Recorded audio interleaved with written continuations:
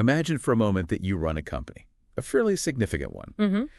You hire a senior executive for a crucial role, let's say a vice president of operations. You sign a contract for 5 years, Right, a fixed term. a fixed term. But 6 months in, the reality sets in. You realize this person is an absolute disaster. They don't show up to meetings. They're mismanaging company funds. They are rude to the clients. They're just not doing the job. Not at all. They spend half the day promoting themselves rather than doing the work. Mm. In the corporate world, or frankly in any functioning market economy, what do? You fire them. You cut your losses. Immediately. You certainly don't wait 4.5 more years for their contract to expire while they burn the infrastructure to the ground. Of course not. That's the standard logic of accountability in any principal-agent relationship.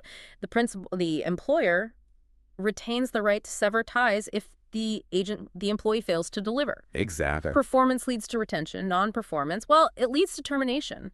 It is swift and it is usually decisive. Exactly. But now, let's shift that logic to the most important organization in our lives. Yeah. The Indian democracy. Okay. We, the voters, are the employers. We hire a member of parliament or an MLA to manage our constituency, to represent our voice, to oversee the funds. We give them a 5-year contract. A 5-year contract, just like the executive. But what happens if they turn out to be what economists and recently some politicians call a non-performing asset? An NPA. An NPA. A bad loan, essentially. A bad loan. Currently, we are stuck. We have absolutely no mechanism to remove them until the next general election. We have to wait out the full 5 years. And that brings us to the core mission of today's deep dive. Should voters have the right to fire their representatives midterm?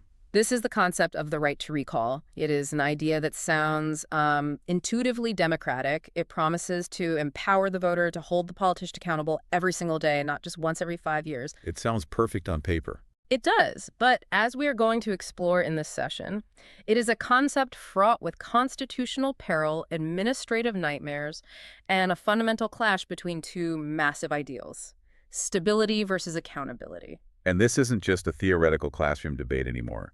This has hit the floor of the parliament. We are looking at this through the lens of recent discussions initiated in the Rajya Sabha by MP Raghav Chadha regarding this exact right. That's right. It's a live issue. So for everyone listening, whether you are an aspirant prepping for the civil services and need those critical points for General Studies Paper 2, or if you're just a citizen trying to understand the machinery of your government, this deep dive is going to dissect the right to recall from every angle. And we are going to treat this strictly as an administrative and constitutional analysis. This is crucial for the learners tuning in. We need to move beyond the populist rhetoric of power to the people and look at the structural reality. Right. We have a clear dialectic here. On one side, you have the thesis, championed historically by figures like M.N. Roy, that recall ensures continuous accountability. The idealist's view, perhaps. Perhaps. On the other side, you have the antithesis, rooted in Dr. B.R. Ambedkar's vision, that recall invites anarchy and undermines the stability of a parliamentary system.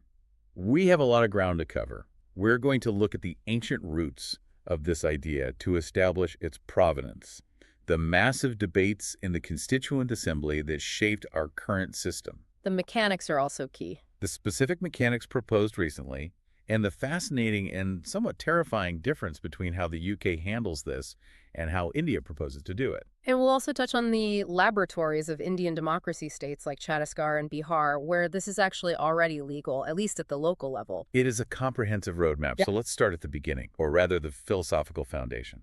A very good place to start, because while the current debate was triggered by a recent parliamentary intervention, the idea that a ruler must be removable is not new to the Indian ethos. You mean it wasn't imported from the West? Not at all. It has deep, deep roots here. Right.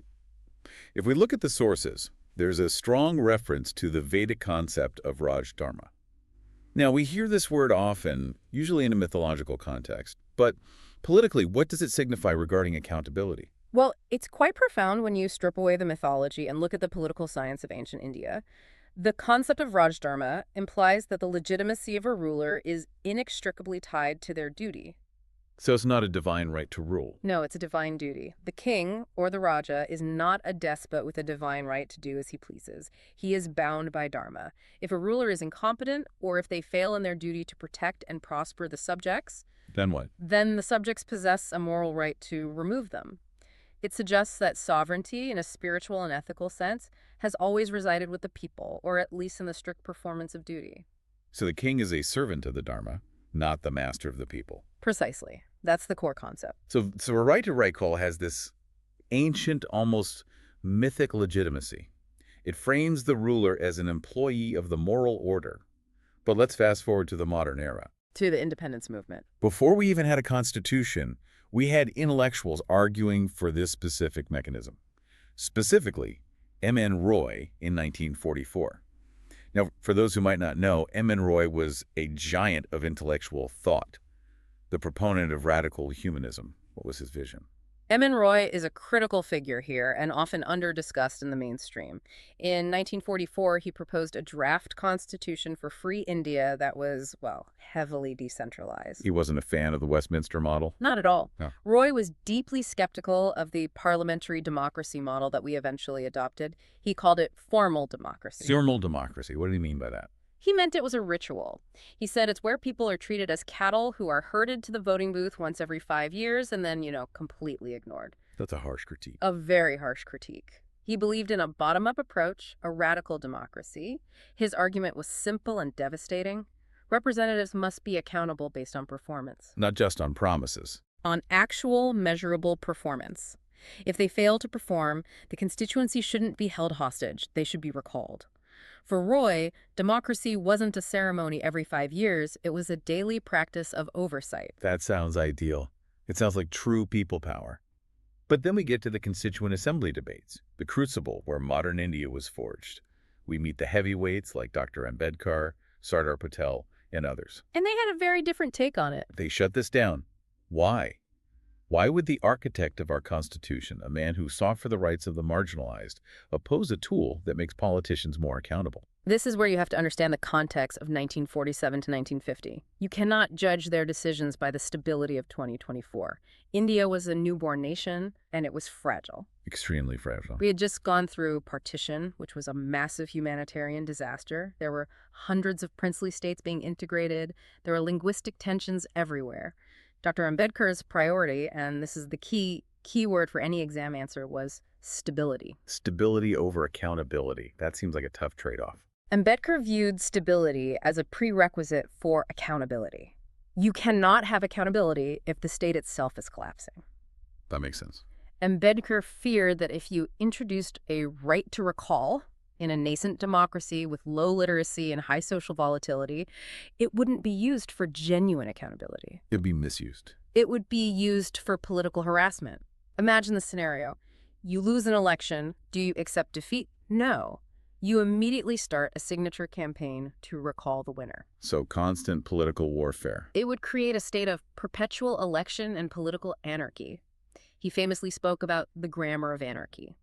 He wanted the parliamentary system to have a fixed tenure so that governments could actually govern, rather than spend all their time fighting for survival. That is a very powerful counterargument. It's the difference between an ideal world and the messy reality of politics. Yes. It's essentially saying, we can't trust the system to handle this much democracy yet. But the idea didn't die with the Constitution, did it? It kept coming back. It did. It resurfaces like clockwork whenever there is deep disillusionment with the political class. We saw it most prominently in 1974 with Jayaprakash Narayan JP. The total revolution, Sampurna Kranti. Exactly. The context of the early 70s was rampant corruption, high inflation, and a feeling that the government had ceased to answer to the people. A sense of betrayal. A deep sense of betrayal. JP argued that the voters needed a tool to enforce morality in politics. He explicitly called for the right to recall as part of his total revolution. And was he the only one? No, around the same time in 1974, C.K. Chandrapan actually introduced a bill for this in Parliament.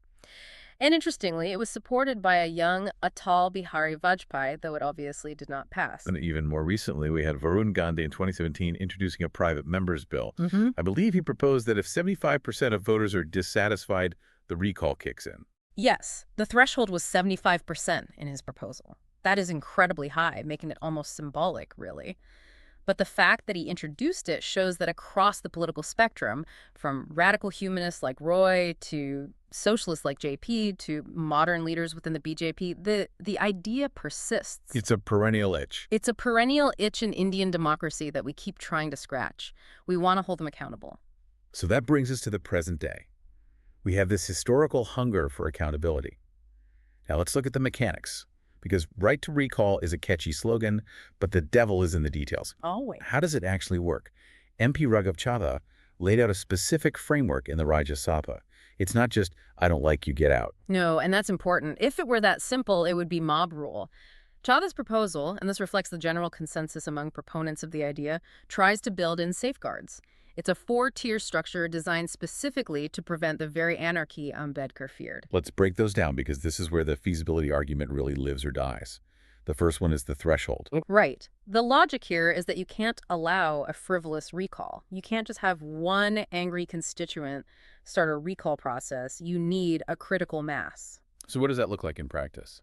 The proposal suggests that a high number of voters, something in the range of 35% to 40% of the electorate, must sign a petition just to initiate the process. 35 to 40%. That is massive. In many Indian constituencies, especially with our first-past-the-post system, the winner doesn't even get 40% of the total vote. Precisely. And that is a valid critique of the feasibility. In a multi-cornet contest, getting 40% of the entire electorate to agree on anything is incredibly difficult. So why set the bar so high? The proponents argue that this high bar is necessary. It ensures that a recall is only triggered when there is genuine widespread anger, not just the machinations of a losing party. Okay, assuming you could get that massive number of signatures. Then comes the second safeguard, the cooling period. This acts like a lock-in period. The proposal states no recall is allowed in the first 18 months of a term, and usually not in the last year either. That makes sense. You need to give the employee time to learn the job. You can't fire them on day 2 because they haven't fixed the roads yet. That's the logic. Bureaucracy moves slowly. Correct. It prevents buyer's remorse immediately after an election. It acknowledges that governance has a learning curve. And banning it in the last year is practical. Why hold a recall vote when a general election is just around the corner anyway? It saves money. Good point. Third safeguard, clear grounds. This is the most controversial part, and we will debate this heavily later. The proposal limits recall to specific issues like corruption, misconduct, or gross negligence. Things you can prove. Potentially. But it also includes poor performance. And that is where the debate gets sticky. Corruption can be proven in court. But is poor performance quantifiable? How do you even define that? Exactly. If an MP focuses on national policy but ignores local potholes, is that poor performance? To a person who needs a road, yes. To a person who wants a new foreign policy, maybe not. It's incredibly subjective. So that's the big gray area. Yeah. And the final step. The fourth step is the final vote. Once the petition is signed and verified, a recall referendum, a mini-election is held. And to unseat the representative, you typically need a majority, 50% plus 1, of the votes cast in that referendum. So it's a gauntlet. It's not easy. And Chadha used this analogy of the NPA, the non-performing asset. He compared MPs to bad loans. It's a clever economic analogy, especially for a modern audience. Banks have mechanisms to recover or write off bad loans, the NPAs. They don't just let them sit on the books forever. So why should democracy? That's the question he poses. Why doesn't democracy have a mechanism to write off a bad politician? If an MP is an NPA for the constituency drawing resources, salary, MPLADS funds, but returning no value, the system needs a recovery or removal mechanism. It's a compelling argument. But now I want to pivot to something that I found really illuminating in the source material, and something that I think is often misunderstood. The difference between the UK model and what we're talking about in India. Because often proponents say, look, the UK has it, we should too. But the UK model is fundamentally different, isn't it? This is the most crucial distinction for our listeners, especially the aspirants who need to write nuanced answers. You cannot simply cut and paste the UK model. It's a completely different animal. So what's the core difference? The UK passed the Recall of MPs Act in 2015, but, and this is a monumental but, it is based strictly on misconduct, not performance. Explain that. What's the practical difference between misconduct and performance in this context? In the UK, you cannot recall an MP just because you think they are lazy or you don't like their voting record or they didn't bring enough development funds to the district. So no recall for poor performance? None. The recall is triggered only if one of 3 specific legal conditions are met. 1, they are sentenced to prison even for a short time. Okay, that's clear cut. 2, They are suspended from the House for misconduct by the Committee on Standards. Or 3, they are convicted of false expense claims. So it's objective. You broke the rules, you go to jail, or you cheated on expenses. These are facts. Exactly. It is a legal trigger, not a political one. It removes the subjectivity. It's not about popularity, it's about propriety. The voters only get involved after a legal or parliamentary body has already found the MP guilty of something specific. Whereas the model proposed in India. The Indian proposal, including what we hear from Raghav Chadha and historical proponents, often blurs that line. They want recall based on dissatisfaction or performance, and that changes everything. Because performance is in the eye of the beholder. Precisely. To a voter from Party A, the MP from Party B is always performing poorly just by virtue of being from the other party. Right. If we introduce recall based on dissatisfaction, we run the risk of turning it into a tool for political vendettas. Opposition parties who have lost the general election will simply mobilize their voters to sign petitions claiming poor performance. It's a rerun of the election by other means. It essentially allows for a rerun of the election through the back door. The UK avoided this by making the grounds purely legal and ethical. They insulated the process from pure politics. That is such a key nuance. We also see other global examples. The U.S. has this, right? I remember Arnold Schwarzenegger becoming governor of California because of a recall. Yes, the Gray-Davis recall in 2003. California is a classic example of direct democracy. They gathered signatures, recalled Governor Gray-Davis, and elected Schwarzenegger in his place. So it can work. It can. But note that this happens at the state level in the U.S. There is no recall provision for U.S. congressmen or senators at the federal level. Why not? The founding fathers of the U.S., much like Ambedkar, feared the instability it would bring to the national legislature. They wanted the Senate to be a cooling saucer, not a boiling pot of constant public pressure. And we have places like Switzerland and Venezuela. Switzerland is the home of direct democracy, but remember, they are small, homogeneous cantons. Their model doesn't easily scale to a nation of 1.4 billion people with our level of diversity. And Venezuela. Venezuela is a cautionary tale. They have a recall provision, and the opposition tried to recall Hugo Chavez. He survived the vote, but the process itself was incredibly polarizing and led to significant political and social instability. This is not a silver bullet. Far from it. In a deeply divided society, recall can become a weapon of polarization rather than accountability. Okay, so that's the global picture. But here is where it gets really interesting for me. We often think of this as a new idea for India, but it's actually already happening. At the local level, yes. We have our own laboratories of democracy right here in the States, specifically Chhattisgarh and Bihar. We do. And these are the sections of the source material that usually get ignored in mainstream debates. Everyone talks about parliament, but the real experimentation is happening in the local bodies. The third tier of government. The 73rd and 74th Amendments gave constitutional status to panchayats and municipalities, but state legislatures frame the specific laws, and states like Chhattisgarh have been very experimental. Let's zoom in on the Chhattisgarh model. This is a detailed case study we need to unpack. How does it work there? So, under the Chhattisgarh Municipal Act of 1961, specifically Section 47, there is a provision to recall presidents of local bodies.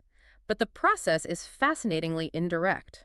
Indirect? How so? It's not that voters just wake up one morning and sign a petition. That's not the first step. What's the trigger then? First, 3/4, that's 75% of the fellow councilors must write to the district collector expressing a lack of confidence. Oh, so it starts with the peers. The other elected officials have to initiate it. Yes, it starts within the body.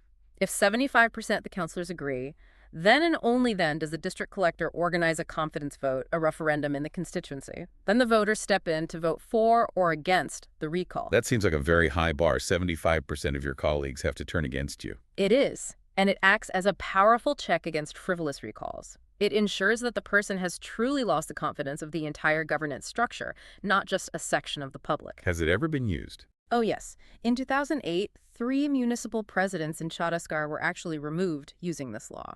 So it's not just paper theory. It has teeth. And what about Bihar? Bihar is a different story. The Bihar Panchayat Raj Act of 2006 and Municipal Act of 2007 also allow for recall. Here, it's more direct. 20% of voters can petition. That sounds more like the national proposals. It does. But the issue in Bihar, as highlighted by our sources, is awareness. People don't know they have the power. It's worse than that. Even the elected representatives often don't know this provision exists. It sits on the statute books, unused because of the lack of civic education. So you have the tool, but no one knows it's in the toolbox. Exactly. It highlights that legal provisions without political literacy are meaningless. It's like having a fire extinguisher but not knowing how to pull the pin. That's a tragedy in itself. You have the weapon, but you don't know how to use it. And Madhya Pradesh also has similar provisions for local bodies. So the point is, India does have a right to recall, but it is confined to the local level, the third tier of government. The debate is about elevating this to the parliament and state assemblies. And elevating it brings us to the massive wall of feasibility. This is the exam-focused part of our deep dive. If we wanted to implement this for MPs and MLAs tomorrow, what stands in the way? A mountain of legal and constitutional hurdles. First and foremost, the legal vacuum. The Representation of the People Act of 1951, which is the Bible for our elections, has absolutely no provision for this. None. So we need to amend that. But it goes deeper, much deeper. Articles 83 and 172 of the Constitution provide for fixed tenures of 5 years for the Lok Sabha and state assemblies. Fixed tenures. It's written in the Constitution itself. Exactly. To change this, you don't just need a simple law, you need a constitutional amendment. And we know how hard that is. It requires a special majority in Parliament. And because this affects the federal structure and the representation of states, you would likely need ratification by 50% of the state legislatures. It is a massive, massive legislative undertaking. But there's another conflict that I found really puzzling, the anti-defection law. We have Schedule 10, which says an MP has to listen to the party. To the party whip. Right. But recall says the MP has to listen to the voter. What happens when those two things conflict? This is the paradox of accountability. It's a brilliant point for any analysis. Let's visualize a scenario. Okay. Imagine you are an MP. Your voters in your constituency desperately want you to vote yes on a new bill, say, a bill that brings a new industry to your region. So it's good for the constituency. Very good. But your party high command issues a whip, an order, to vote no because of some national coalition politic. Classic dilemma. Local needs versus party line. If you vote yes to listen to your voters, you violate the whip. Under the 10th schedule, the anti-defection law, you are disqualified from Parliament immediately. You lose your job.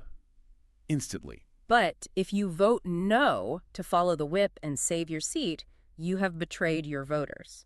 Under a right to recall system, your voters would then initiate a recall petition to remove you. So you're damned if you do, damned if you don't. You lose your job either way. Exactly. The right to recall is fundamentally incompatible with the current anti-defection law framework.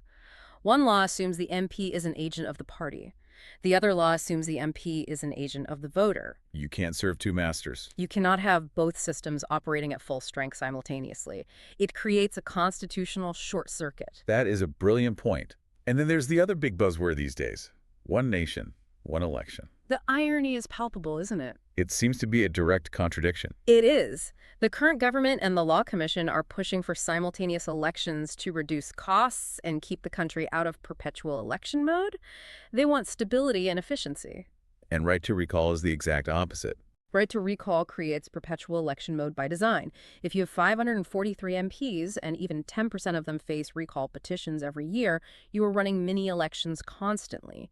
The administrative burden on the Election Commission would be astronomical. The costs would skyrocket. So it completely undermines the logic of simultaneous elections. Completely. It directly conflicts with the efficiency arguments of one nation, one election. So administratively and legally, it's a nightmare. But let's step back from the lawyers and look at the human side. The desirability debate. Why do people still want this despite all the headaches? Because the voter feels cheated. Let's look at the arguments for desirability. The strongest one is continuous versus periodic accountability. Right. Why should accountability only happen on one day every 5 years? In the digital age, we track everything in real time. We track packages. We track stocks. Why is our democracy stuck on a 5-year lag? And then there's the absentee MP problem. The source has mentioned some specific examples that I think listeners will recognize. Yes, the celebrity MPs. The sources cited examples like the Bollywood actor Govinda, who won a massive victory in Mumbai but was rarely seen in Parliament, or Sunny Deol from Gurdaspur, who had a dismal attendance record. I think the frustration there is real. You vote for a star, thinking they will bring attention and glamour to your area, and then they just vanish. They're filming movies while your roads are crumbling. Exactly. And currently there is no remedy. You just have to wait 5 years and hope you can vote them out. Proponents argue that if the right to recall existed, these absentee MPs would be forced to show up. The mere threat of recall acts as a deterrence. It would force politicians to visit their constituencies and actually perform their duties. It would also arguably improve candidate quality in the first place. How so? Well, parties often field winnable candidates, celebrities, local strongmen, knowing that once they win, they are safe for 5 years. Ah, yes. The winnability calculus. If recall existed, parties might hesitate. They'd think, if we field this non-serious actor, he'll get recalled in 2 years and we'll lose the seat. Better to field a serious, dedicated politician. That's a strong argument. It forces parties to think long-term about governance, not just short-term about winning an election. That all sounds great. So why are the experts, including the Law Commission of India, so worried? What's this excess of democracy argument? The Law Commission used that exact phrase, excess of democracy. It sounds elitist, but the concern is genuine. The argument is that too much direct democracy leads to chaos and policy paralysis. Policy paralysis. How? Imagine an MP who wants to support a necessary but unpopular reform like raising fuel prices to manage the deficit, or a tough land acquisition bill for a new highway. Things that are painful now, but good in the long run. Exactly. These projects take years to show results. If the MP knows they can be recalled in 6 months by an angry mob, they will never support long-term painful reforms. I'll just kick the can down the road. They will focus entirely on short-term populist measures, handouts, subsidies, quick fixes, just to survive the next recall petition. It incentivizes short-termism over long-term nation building. So we get a government that lives hand to mouth, politically speaking. Precisely. And then there is the uniquely Indian problem, the diversity identity trap. We talked about this earlier, the caste and religion factor. India is deeply, deeply divided. In many constituencies, elections are won by very small margins based on caste and religious arithmetic. Imagine a constituency where Community A wins by a 2% margin over Community B. A very common scenario. Under a right-to-recall system, Community B doesn't accept the result. They don't wait 5 years. They immediately start a campaign to recall the winner, not because of performance, but because of identity. Because he's from the other community. Exactly. It turns the recall provision into a tool for social friction and communal polarization. It keeps the election animosity burning 247, 365 days a year. That is a terrifying prospect. Instead of healing after an election, you just keep the wound open and pour salt in it. And finally, there is the threshold problem, the math problem. What's that? In India, voter turnout is often 55% or 60%. If a recall requires, say, 50% of the total electorate to vote yes, it is mathematically almost impossible to achieve. The numbers just don't add up. They don't. But if you lower the threshold to make it achievable, say 25% of the electorate, then a motivated minority can unseat a winner who was elected by the majority of those who voted. It's a statistical minefield with no easy answer. Yeah, it really is a recall dilemma. On one hand, you have the absent celebrities and the arrogant leaders who ignore you for 5 years. The desire for accountability. On the other hand, you have the risk of perpetual chaos, caste warfare, and a government that can't make any long-term decisions. The need for stability. This is why the debate is so rich for civil services aspirants. There's no simple yes or no. It is about balancing competing constitutional values. So where do we land? We've looked at the history, the mechanics, the global examples, the legal hurdles, and the pros and cons. Is there a way forward? Or is this just a nice idea that can never happen? I think synthesis is possible. We must acknowledge that while the right to recall sounds ideal for democratic empowerment, the structural realities of India, our size, our diversity, the cost, the legal framework, make it currently impractical for parliament and state assemblies. So it's a no for MPs and MLAs. At least in the broad, performance-based form. The risks of instability, in my view, outweigh the benefits of accountability at the national level. Dr. Ambedkar's fears still hold a lot of weight. So we do nothing, just accept the status quo? Oh, no, not at all. There is a middle ground. First, we can strengthen and popularize local body recalls. The Chhattisgarh model. The experiments in Chhattisgarh and Bihar are messy, but they're valuable. Issues at the panchayat level are hyper-local water, sanitation, a local road. Performance is visible and easily judged. It makes more sense there. So empower from the bottom up. Exactly. And the second part of the middle ground is to look at the UK model again. The misconduct model. That is the second avenue. Uh. We could explore a limited right to recall strictly for proven misconduct.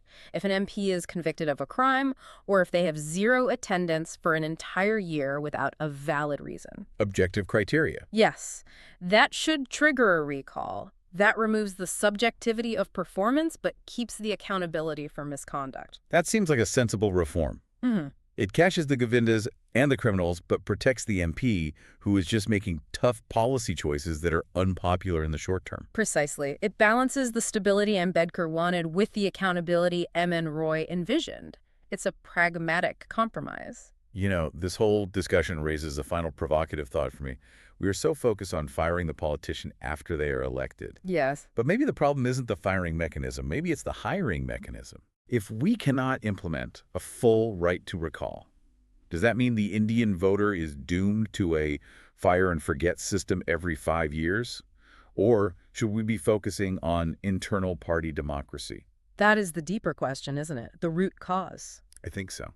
If political parties were more democratic internally, if the candidates were chosen by the party members based on merit and local standing rather than by a high command based on loyalty or money, then perhaps we wouldn't end up with so many non-performing assets in the first place. We are trying to fix the output without fixing the input. Exactly. Better candidate selection by the parties themselves might render the need for a recall mechanism largely obsolete. It's about prevention rather than cure. That is a lot to think about. For all the learners out there, especially those writing mains answers, remember to weigh the feasibility, the amendments, the costs, the clash with anti-defection law against the desirability. It's not enough to say it's good for democracy. You have to explain how it would survive the Indian reality. And look at the case studies. Quote, Chhattisgarh.